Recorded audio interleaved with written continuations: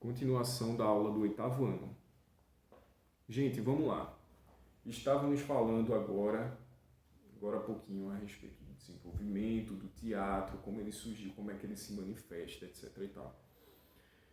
Observamos que o teatro ele é próprio de várias culturas, certo?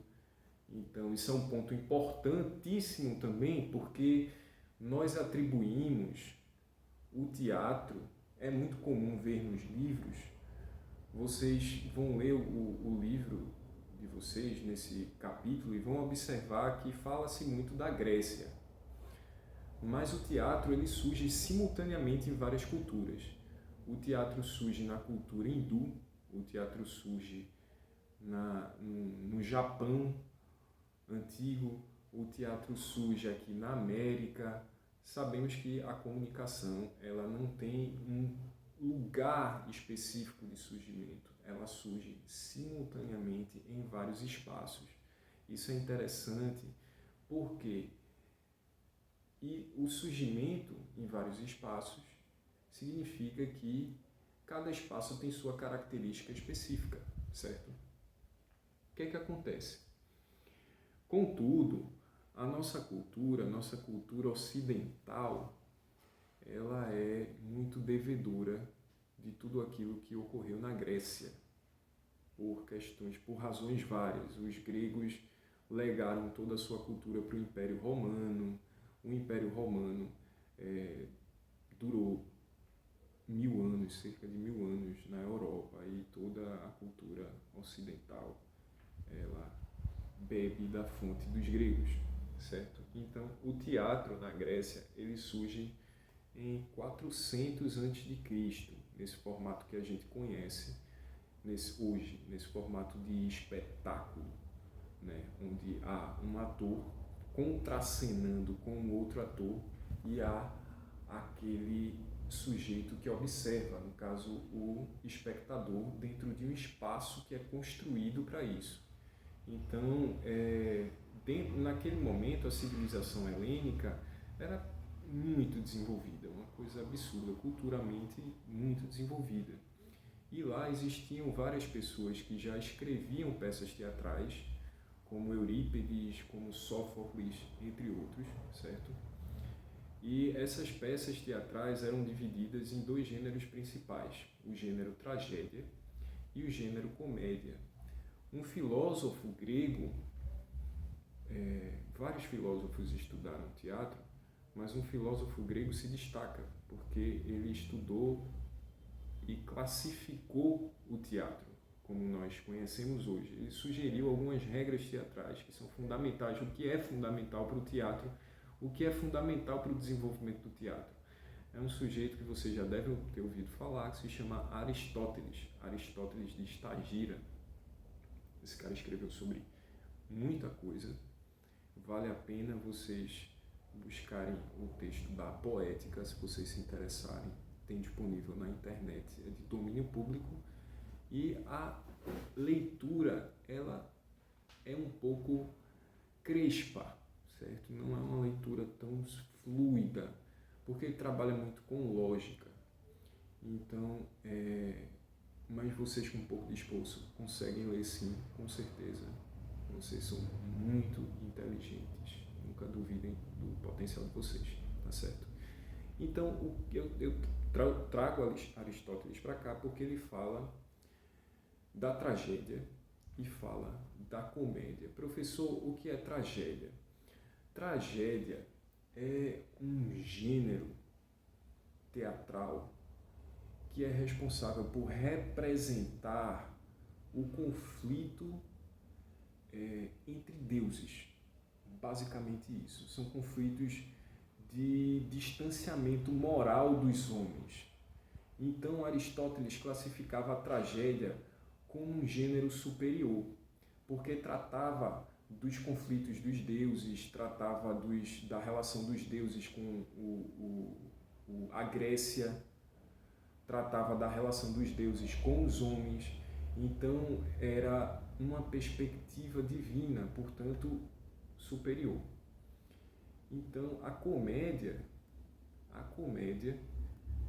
segundo Aristóteles, é um gênero baixo, um gênero menor. Por que um gênero menor? Porque trata de humanos. São relações frugais de pessoas comuns, conversando entre si, problemas humanos, que não têm relação divina. Então, é a comédia. A comédia e a tragédia surgem daí. Para Aristóteles, a narrativa do teatro existem 3 unidades básicas. Ele desenvolve a lei das 3 unidades, que é o tempo, o espaço e a ação dramática. Observem que são as mesmas características da narrativa: o tempo, o espaço e a ação dramática. Para o teatro é muito importante, assim como é para a narrativa, que a história, aquilo que está sendo narrado ou aquilo que está sendo exposto num espetáculo, ele aconteça num tempo específico e dentro de um espaço específico, certo? O que é que diferencia o gênero dramático do gênero narrativo? A ação dramática. A ação dramática, ela tem algumas peculiaridades que fazem dela muito diferente do gênero narrativo. Por exemplo, a ação dramática, ela tem um foco no desejo do personagem e no objetivo que aquele personagem persegue durante a narrativa. Então, por exemplo, o personagem ele tem alguma ambição. Dentro do gênero dramático, é preciso que aquele personagem ele desenvolva e articule todos os meios necessários para atingir determinada vontade, determinado desejo. Qual é o segundo passo? O segundo passo é a progressão dramática. A progressão dramática surge quando o desejo desse personagem, a vontade desse personagem é interpelada pela vontade de outro personagem. A partir desse obstáculo surge um conflito. Esse conflito, dentro do gênero dramático, ele precisa ser resolvido, precisa ser solucionado. Isso daqui, gente, é basicamente a receita da novela, certo? A novela, ela é escrita o gênero dramático impera na novela. A narrativa, ela é extremamente dramática. Vocês observam que o personagem principal geralmente tem um conflito com um personagem antagônico. Desse conflito surgem vários outros conflitos e histórias secundárias.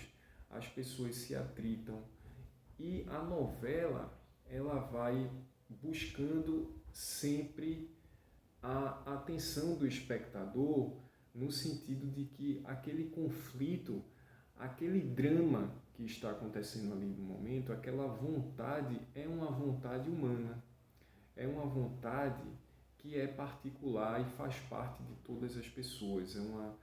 Por exemplo, uma ambição de ganhar dinheiro, ou de subir na vida, ou de conquistar determinado amor, etc. e tal.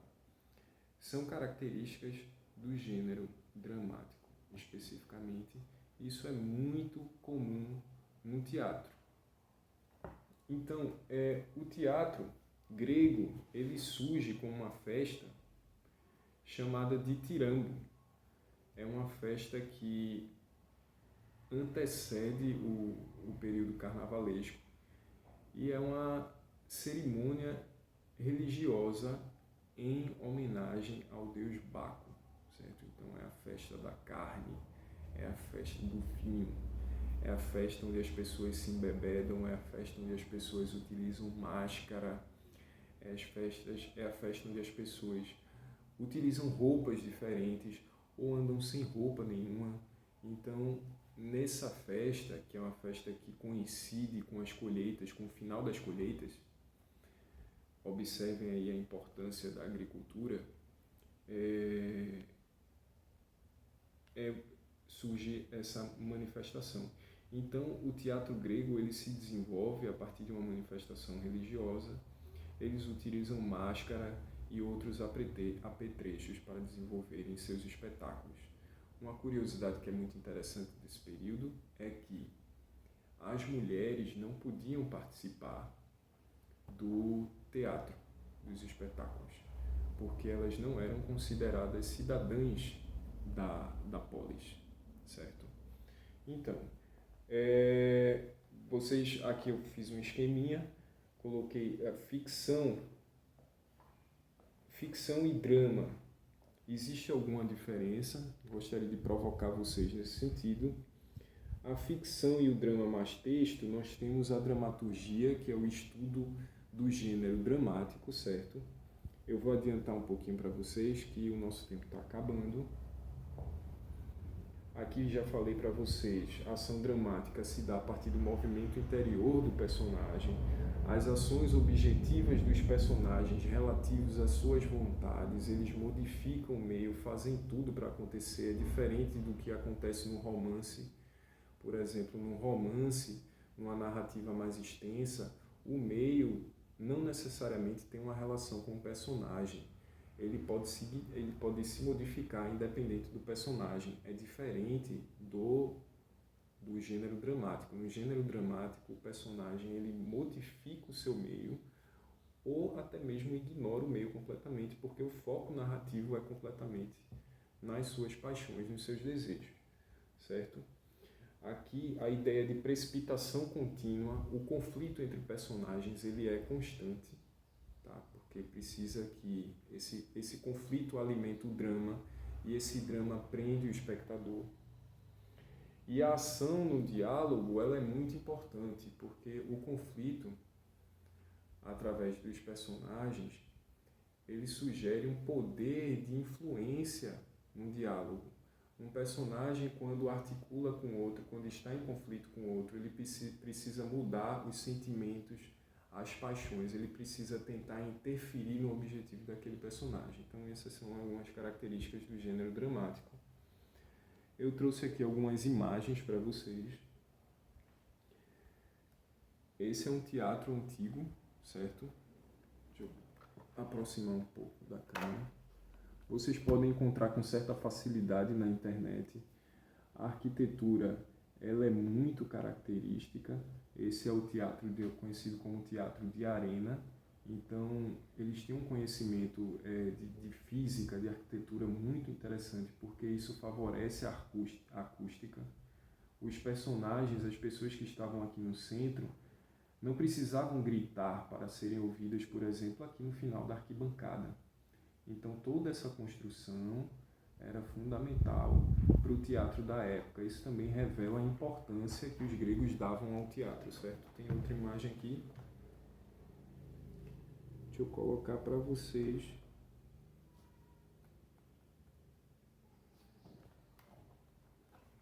Aqui são imagens das diversas máscaras que eles utilizavam na época. Vocês observam que algumas figuras elas não são necessariamente humanas, são figuras de deuses ou semideuses, certo? E as máscaras eram feitas de cerâmica, então eram bem pesadas. Eles utilizavam segurando um pedaço de pau, um suporte. A gente fica por aqui, por enquanto, tá? Vocês estão aí de posse de algumas características do gênero dramático, história e desenvolvimento do teatro. A gente vai continuar conversando no Google Classroom, vou disponibilizar alguns materiais para vocês e também a atividade. Façam a atividade do livro, do 2º capítulo, das páginas que eu lhes indiquei, e eu vou passar para vocês uma atividade textual na plataforma. Tá certo? Eu escrevi um novo texto ambientado aqui no Dom Helder e vocês vão colocar o título e dar continuidade a esse texto. Mas aí a gente conversa por lá, tá certo? Um abraço, até já!